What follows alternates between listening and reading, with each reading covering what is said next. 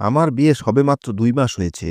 আর এই ২ মাসে আমি এই বাড়িতে যা ঘটতে দেখেছি, তাতে আমি হতবাক না হয়ে পারিনি।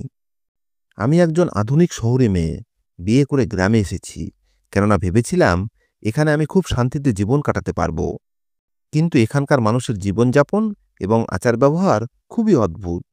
এই পর্যন্ত তবুও ঠিক ছিল। কিন্তু আমার ভাসুরের ব্যাপারটাই আলাদা ছিল।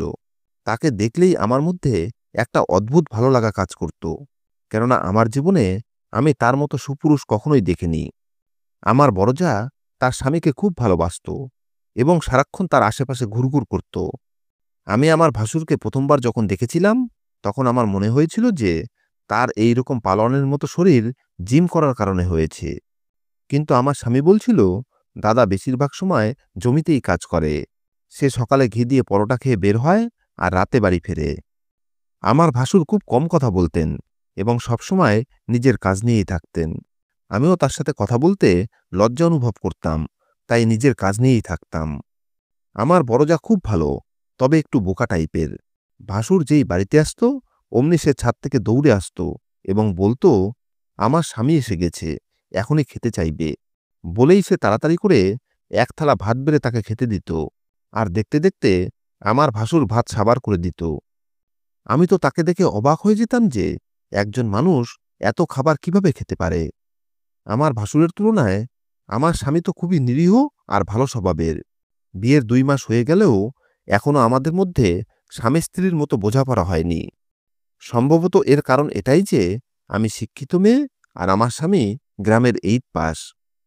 আমি যখন ভাসুর আর যাকে বসে গল্প করতে দেখতাম, তখন আমারও ইচ্ছা হতো যে আমার স্বামী আমার সাথে ভালোবাসার কথা বলুক, যেমন আমার ভাসুর তার বউয়ের সাথে বলে। খুব ভালো হতো যদি আমার স্বামী আমার ভাসুরের কাছ থেকে কিছু শিখত। কৌশিক আমার মায়ের বান্ধবীর ছেলে এবং ছোটবেলাতেই আমার সাথে তার বাগদান হয়ে গেছিল। আমি কলেজ পাস করার পরেই আমার বিয়ে কৌশিকের সাথে হয়ে যায়। ভাসুর যদিও আমার দাদার মতো, কিন্তু সে আমার সাথে খুব কমই কথা বলতেন। আমি এটাও লক্ষ্য করেছি যে ভাসুর আর জায়ের মধ্যে খুব মিল মহব্বত ছিল। সারাদিন আমার জা তার স্বামীর সেবায় লেগে থাকত। তার স্বামী বাড়িতে আসা মাত্রই তার দেখাশোনায় ব্যস্ত হয়ে যেত। আমার ভাসুর বাড়িতে ২ টো গাধা পুষত এবং তাদের খুব যত্ন করত। একদিন রাতে যখন আমি কোনো কাজে উঠোনে আসি, তখন উঠোনের পেছনের দিকে বাসনপত্রের আওয়াজ শুনতে পাই। এই সময় বাসনপত্রের আওয়াজ শুনে আমি একটু চমকে যাই, কেননা এই সময় সবাই ঘুমিয়ে পড়েছিল। আমি ধীরে ধীরে ঘরের পেছনের দিকে এগোতে থাকি, যেখানে আমার ভাসুর গাধাদের বেঁধে রাখতেন। সেখানে গিয়ে আমি যা দেখলাম, তাতে আমার বিস্ময়ের সীমা রইল না। আমার চোখ যেন ছানাবড়া হয়ে গেল। আর কারো নজর আমার উপরে পড়ার আগেই আমি হতবম্ব হয়ে দৌড়ে ফিরে আসি। কিন্তু তখনই আমার পা বাইরে রাখা ফুলের টবের সাথে ধাক্কা লাগে। আমি পড়ে যাওয়া থেকে তো বেঁচে যাই, কিন্তু টবটা ভেঙে যায়। সাথে সাথেই ভাসুরের ভারী গলার আওয়াজ ভেসে আসে, কে ওখানে, সামনে এসো। কিন্তু আমি সেখানে দাঁড়াইনি। ভয়ে ঘেমে নিয়ে দৌড়ে ঘরে ঢুকে দরজা বন্ধ করে দরজায় পিঠ ঠেকিয়ে ঘন শ্বাস নিতে থাকলাম। আমার স্বামী বেঘোরে ঘুমাচ্ছিল, কিন্তু আমি আমার ঘরের বাইরে কারো পায়ের আওয়াজ শুনতে পাচ্ছিলাম। সম্ভবত ভাসুরের সন্দেহ হয়েছিল যে আমিই হয়তো তাকে ওখানে দেখতে গিয়েছিলাম। এসব কথা চিন্তা করে আমি লজ্জায় মরে যাচ্ছিলাম যে সকালে কিভাবে ঘর থেকে বের হব। বিছানায় হেলান দিয়ে বসে ১ গ্লাস জল খেলাম আর ভাবতে লাগলাম, ভাসুর ওখানে যা করছিল তা ভেবেই আমার গা ঘিনঘিন করছিল। সকালে উঠে ভাবলাম এই ব্যাপারে জায়ের সঙ্গে কথা বলবো, কেননা সে তার স্বামীর কীর্তি সম্পর্কে জানে কিনা। আমি ভাসুরকে এড়িয়ে যাচ্ছিলাম, তাই আমি নাস্তা বানিয়ে যাকে দিতে বললাম। যা নাস্তা দিলে ২ ভাই একসাথে বসে নাস্তা করছিল, কিন্তু আমি লক্ষ্য করলাম যে ভাসুর খুব মনোযোগ দিয়ে আমাকে দেখছে। তার চোখের তীক্ষ্ণতা আমি আমার শরীরে অনুভব করতে পারছিলাম। দুপুরে বাড়ি ফাঁকা পেয়ে আমি সোজা জায়ের ঘরে যাই। সেখানে গিয়ে দেখলাম আমার যা গুনগুন করতে করতে নিজের বিছানার চাদর ঠিক করছে। আমাকে দেখে সে বলল, আরে টুইঙ্কেল, বসো। আমি জায়ের দিকে তাকিয়ে এক অদ্ভুত দ্বিধায় পড়ে বললাম, না, আমি বসতে আসিনি। আসলে আমার তোমার সাথে একটা জরুরি কথা আছে। আমার কথা শুনে যা বলল, হ্যাঁ বলো, কি ব্যাপার, তোমাকে এত চিন্তিত দেখাচ্ছে কেন? আমি রাতের বেলা যা দেখেছিলাম তার সব কথা তাকে ভয়ে ভয়ে বললাম। আমার মনে হয়েছিল আমার কথা শুনে সে হতবাক হয়ে আমার দিকে তাকিয়ে থাকবে, আমাকে ধমক দেবে। কিন্তু সে আমার কথা শুনে এত জোরে জোরে হাসতে লাগলো যে পুরো ঘরে তার হাসির প্রতিধ্বনি হতে লাগলো। তার এই হাসি দেখে আমি হতবাক হয়ে বললাম, দিদি, আমি সত্যি বলছি, আমি নিজের চোখে তাকে গাধার দুধ দোয়াতে দেখেছি। আমার কথা শুনে আমার যা খুব আদর করে আমার মাথায় হাত বুলিয়ে বলল, আমি তো ভেবেছিলাম শহরের মেয়ে তুমি, তাই বুদ্ধিমতী হবে এবং সব ব্যাপারেই জানবে, কিন্তু তুমি তো বড়ই বোকা। জায়ের এই কথাগুলো আমাকে খুবই হতবাক করে দিল। তাই আমি বললাম, তার মানে তুমি জানো যে তোমার স্বামী গাধার দুধ খায়? তখন আমার যা হেসে বলল, হ্যাঁ আমি জানি, আর আমার বলাতেই তো উনি খান। আমিই তো তাকে পরামর্শ দিয়েছিলাম, তাই তো তার এমন কুস্তিগিরের মতো শরীর, আর কত শক্তি তার। এমন শক্তিশালী পুরুষ পুরো গ্রামে কেন, পুরো এলাকাতেও খুঁজে পাবে না। সে একাই সেই কাজ করে ফেলে যা ১০ জন মিলেও করতে পারে না। আর এটা শুধু সেই গাধার দুধেরই কেরামতি। আমার কথা শোনো, তুমিও তোমার স্বামীকে রোজ ১ ঘুঁটি করে গাধার দুধ খাইয়ে দাও, তারপরে দেখবে রাতে তোমার স্বামীর জাদু। এই কথাটা আমার যা চোখ টুপে বলল, আর আমি তার দিকে হতবম্ব হয়ে তাকিয়ে সঙ্গে সঙ্গে না বলে মাথা নাড়লাম। আমি তার ঘর থেকে ফিরে এলাম, কিন্তু জায়ের সেই কথাগুলো আমার মাথায় ঘুরপাক খাচ্ছিল, আর বারবার ভাসুরের সেই কুস্তিগিরের মতো শরীর আমার চোখের সামনে ভেসে উঠছিল। তাহলে কি সত্যি ভাসুর রোজ গাধার দুধ খান? কিন্তু কেন? এই কথাগুলো আমার মাথায় তোলপাড় সৃষ্টি করে দিয়েছিল। আমার বিয়ের কয়েক মাস পরেই হঠাৎ আমার জায়ের শরীর খারাপ হতে শুরু করল। একদিন রান্না করতে করতে অজ্ঞান হয়ে পড়ে গেল দেখে আমি সঙ্গে সঙ্গে আমার স্বামীকে ফোন করলাম।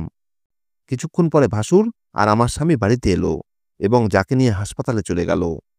হাসপাতাল থেকে যা জানা গেল তা খুবই উদ্বেগের ছিল, কেননা আমার জায়ের ব্রেন টিউমার ধরা পড়েছিল। এই খবর আমার ভাসুরের কানে পৌঁছাতেই সে হাউমাউ করে কাঁদতে শুরু করে। আমি প্রথমবার আমার ভাসুরের চোখে জল দেখলাম, না হলে তো আজ পর্যন্ত তাকে হাসতেও দেখিনি। সব সময় তার মুখে একটা কঠোর ভাব লেগে থাকত। তাকে এভাবে কান্না করতে দেখে আমার চোখেও জল এসে গিয়েছিল। তাদের দুজনের মধ্যে গভীর ভালোবাসা ছিল, তাই তিনি কিভাবে নিজের স্ত্রীর এত বড় অসুখ সহ্য করতে পারতেন? আমি আমার জায়ের খুব সেবা করতে শুরু করলাম।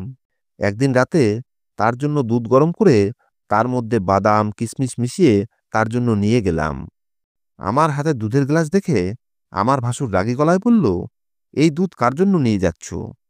আমি ভয়ে ভয়ে বললাম, দিদির জন্য। তিনি সঙ্গে সঙ্গে বললেন, না, ওর এই সাধারণ দুধের দরকার নেই, ওর জন্য তো আমার ভালোবাসাই যথেষ্ট। এটা বলে তিনি সেই দুধের গ্লাস ফিরিয়ে দিলেন।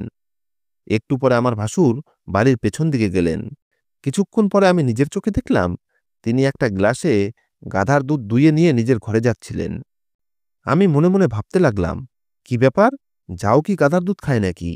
এই চিন্তা করতে করতে আমি নিজের ঘরে এলাম। ঘরে এসে দেখি আমার স্বামী আরামে ঘুমাচ্ছে। তাকে দেখে আমার খুব রাগ হচ্ছিল, কেননা বিয়ের এত মাস হয়ে গেলেও আমার স্বামী আজ পর্যন্ত আমার সাথে একটা ভালোবাসার কথা বলেনি। যদি আমি কখনো তার সাথে ভালোবাসার কথা বলার চেষ্টা করতাম বা তার কাছে যেতাম, তখন সে আমাকে সরিয়ে দিত আর বলতো আমার ঘুম পাচ্ছে। স্বামীর এই ব্যবহার আমাকে ভেতরে ভেতরে কুরে কুরে খাচ্ছিল যে আমার মধ্যে কিসের অভাব আছে যে আমার স্বামী আমার সাথে সময় কাটাতে পছন্দ করছে না। আমার মনে এই চিন্তাও আসতে লাগলো যে আমার স্বামী অন্য কাউকে পছন্দ করে না তো, তাই হয়তো সে আমাকে এড়িয়ে চলে। আমি মনে মনে ঠিক করলাম যে এই প্রশ্নের উত্তর আমি আমার স্বামীর কাছ থেকে জেনেই ছাড়ব, কেননা আমিও তো মানুষ, আমারও কিছু স্বপ্ন আছে, ইচ্ছে আছে। স্বামীর উপর আমারও অধিকার আছে। এই কথা ভেবে সবেমাত্র আমি আমার স্বামীকে জাগিয়েছি, তখনই আমি ভাসুরের ঘর থেকে চিৎকারের শব্দ শুনতে পেলাম। আমার যা খুব বাজেভাবে চিৎকার করছিল, তার চিৎকারের আওয়াজে আমার স্বামীও ধরপড় করে উঠে বসল। আমরা দুজন দৌড়ে তাদের ঘরের বাইরে গেলাম। তখনও যা একটানা চিৎকার করে যাচ্ছিল। দরজা খুলে ভেতরে ঢুকতে ইচ্ছা করছিল, কিন্তু মনে মনে ভাবলাম এটা ঠিক হবে না। তাই আমি দরজায় কড়া নাড়লাম আর যাকে ডেকে বলতে লাগলাম, দিদি, সব ঠিক আছে তো? তুমি কাঁদছ কেন? তোমার শরীর ঠিক আছে তো? বাসুর দরজা খোলার সাথে সাথেই আমার হুঁশ উড়ে গেল, কেননা জায়ের শরীর রক্তে ভেসে যাচ্ছিল। বাসুরেরও হুঁশ ছিল না, তিনি তাড়াতাড়ি করে যাকে নিয়ে হাসপাতালে গেলেন। জায়ের মস্তিষ্কের একটা নার্ভ ফেটে গেছিল, যার কারণে রক্তপাত হচ্ছিল। 2 দিন হাসপাতালে কাটানোর পরে আমার যা আমাদের ছেড়ে চলে গেল। জায়ের মৃত্যুতে আমি খুব কষ্ট পেয়েছিলাম, কিন্তু ভাসুর তার শোকে এত ডুবে গিয়েছিল যে কয়েকদিন পর্যন্ত তিনি কারো সাথে কোনো কথা বলেননি, নিজের মনেই মগ্ন হয়ে থাকতেন। হয়তো সময় মানুষকে বাঁচতে শিখিয়েই দেয়। এখন আমার ভাসুর অনেকটা স্বাভাবিক হয়ে উঠেছে। ভাসুর সকাল সকাল ঘুম থেকে উঠতেন, আর তার খাওয়া দাওয়ার দায়িত্ব এখন আমার উপরে এসে পড়েছে। তার জন্য সকালের নাস্তা হিসাবে পরোটা বানাতে বানাতে আমার হাত ব্যথা হয়ে যেত, কিন্তু তার পেট যেন কুয়া ভরার নামই নিত না। এখন আমি ধীরে ধীরে নির্লজ্জ হতে শুরু করেছি। আমার স্বামী আমার প্রতি একেবারেই আগ্রহ দেখাতো না, যেটা আমাকে টেনশনে ফেলে দিয়েছিল। তাই আমি সিদ্ধান্ত নিলাম যে যে কোনো মূল্যে আমি আমার স্বামীর সাথে কথা বলবো। সে কি অন্য কাউকে পছন্দ করে, নাকি আমিই কুৎসিত? কেন সে আমাকে এড়িয়ে চলে?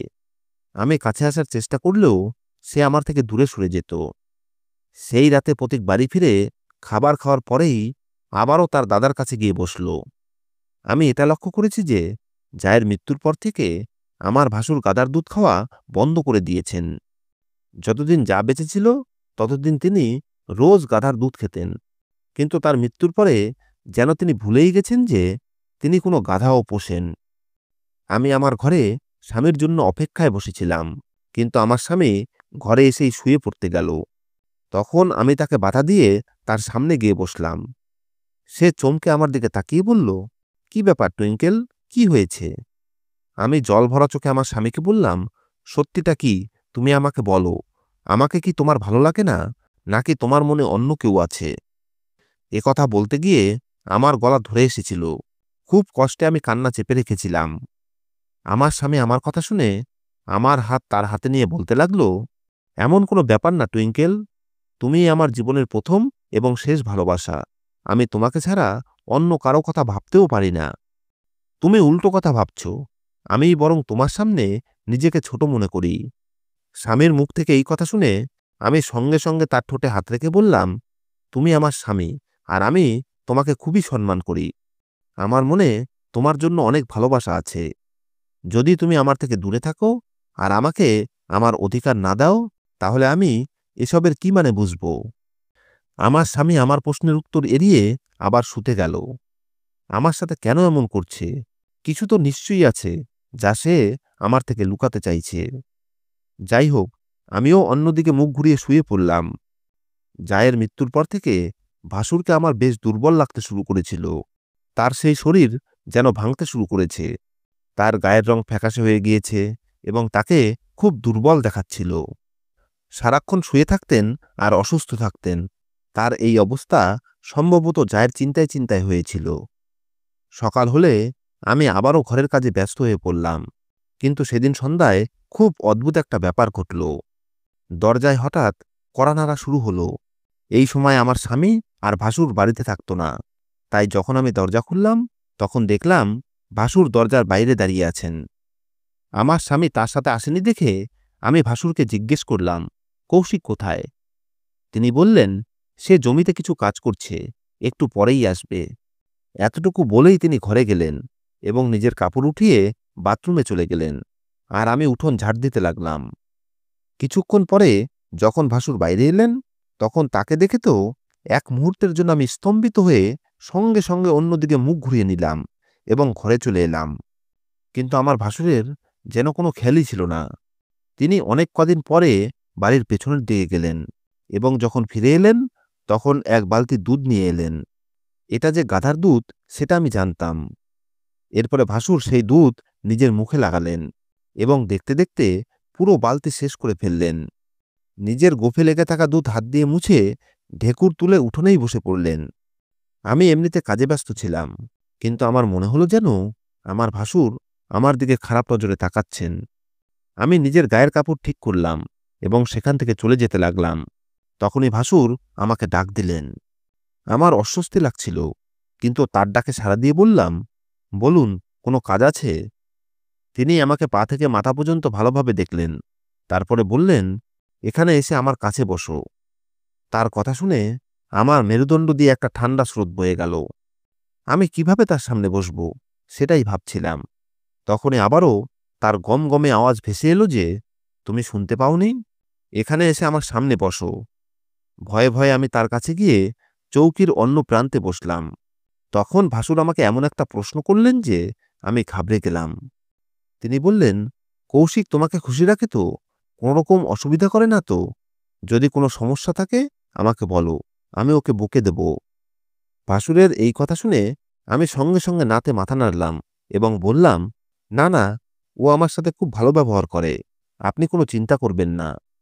এরপরে তিনি আমাকে আরও কিছু জিজ্ঞেস করতে চেয়েছিলেন, কিন্তু আমি তরকারি পুড়ে যাওয়ার অজুহাত দিয়ে তাড়াতাড়ি করে রান্নাঘরে চলে এলাম। কিছুক্ষণ পরে আমার স্বামীও বাড়ি ফিরে এলে আমি স্বস্তির নিঃশ্বাস ফেললাম। সেদিন স্বামী বাড়ি ফিরে আসার পরে খুব সুন্দর মেজাজে ছিল। সম্ভবত ভাসুর তাকে কিছু বুঝিয়েছে, তাই সে আমার সাথে বেশ হাসিখুশিভাবে কথা বলতে লাগলো।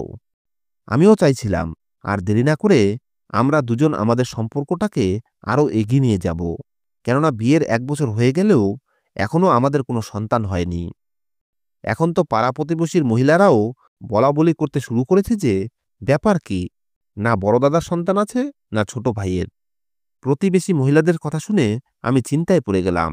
আর সেই রাতে যখন আমি আমার স্বামীর সাথে এই বিষয়ে কথা বললাম, তখন আমার স্বামী আমাকে তার সত্যিটা বলল। সে বলল, আসলে আমার আর আমার দাদার একটা জেনেটিক অসুখ আছে, এই কারণে আমরা কখনোই সন্তান জন্ম দিতে পারবো না। তার এই কথা শুনে আমার পায়ের তলা থেকে মাটি যেন বেরিয়ে গেল, কেননা আমি তো এই ব্যাপারে কিছুই জানতাম না।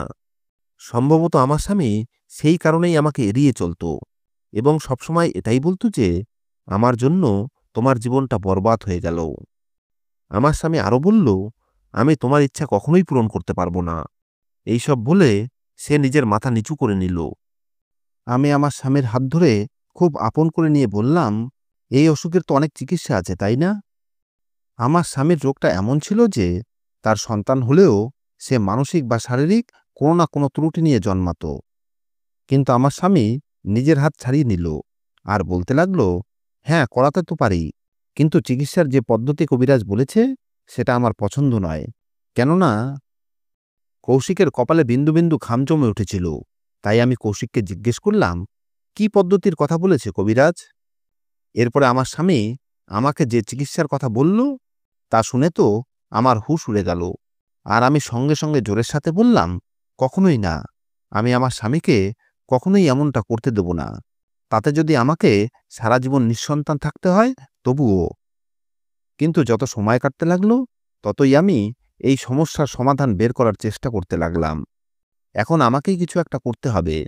তাই সেই দিন সন্ধ্যায় যখন আমার ভাসুর গাধার দুধ দোয়ালেন, তখন আমি ইঁদুর ইঁদুর বলে চিৎকার করতে লাগলাম। আমার চিৎকার শুনে ভাসুর দুধের বালতি সেখানেই রেখে রান্নাঘরে ছুটে এসে জিজ্ঞেস করতে লাগলেন যে, কোথায় ইঁদুর? তিনি ইঁদুর খুঁজতে লাগলেন, আর সেই সুযোগে আমি দুধের বালতি থেকে কিছুটা দুধ বের করে আমার ঘরে রেখে দিলাম। আমার ভাসুর ইঁদুর তো পেলেন না, তবে আমি দুধ পেয়ে গেছি। ভাসুর জানতেও পারল না যে ভরা বালতি থেকে কিছুটা দুধ কমে গেছে। রাতে যখন আমার স্বামী বাড়ি এলো, তখন আমি মুচকি মুচকি হাসছিলাম, কেননা সেই দুধ ওষুধ হিসাবে আমি তাকে খাওয়াবো। রাতে আমি সেই দুধে পোস্ত আর বাদাম মিশিয়ে স্বামীকে দিলাম, যাতে সে বুঝতে না পারে। কিন্তু আমার স্বামী এক চুমুক খেয়েই বিরক্তি নিয়ে বলল, এই দুধ খারাপ হয়ে গেছে। কিন্তু আমি তাকে বললাম, না, তোমার মুখের স্বাদ খারাপ হয়ে গেছে, এটা একদম টাটকা দুধ। এরপরে আমার স্বামী দুধটা খেয়ে নিল। এরপর আমি অনেকবার লুকিয়ে লুকিয়ে গাধার দুধ আমার স্বামীকে খাইয়েছি।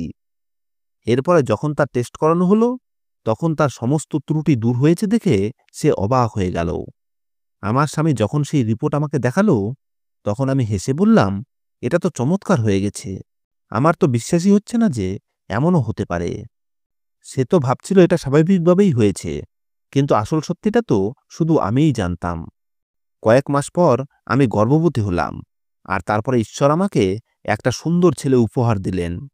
বাচ্চা আসার পর তো আমার ভাসুরও খুব খুশি হয়ে গেলেন, আর আমাদের বাড়িতে একটা আনন্দের পরিবেশ তৈরি হয়ে গেল। কয়েক মাস পরে ভাসুরের পেটে অপারেশন হয়েছিল, কিন্তু তারপরেও সে বলতো গাধার দুধ না খেলে তার খাবার হজম হয় না।